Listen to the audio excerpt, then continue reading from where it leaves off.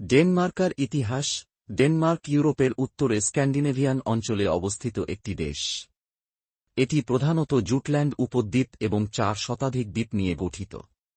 দেশটির সরকার সংসদীয় গণতন্ত্রের ভিত্তিতে পরিচালিত হয় এবং এটি ইউরোপীয় ইউনিয়নের সদস্য। ডেনমার্ক উত্তর ইউরোপে অবস্থিত এবং এর সীমান্তে জার্মানি, উত্তর সাগর এবং বাল্টিক সাগর রয়েছে। এটি একটি প্রাচীন সভ্যতা যা একসময় ভাইকিংসদের আবাসস্থল ছিল। স্বাধীনতা প্রাপ্তি।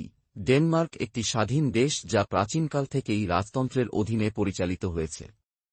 যদিও একাদশ শতকে এটি একাধিক যুদ্ধ ও চুক্তির মাধ্যমে বিভিন্ন শক্তির প্রভাবের মধ্যে ছিল, তবে এটি কখনোই সম্পূর্ণভাবে পরাধীন ছিল না।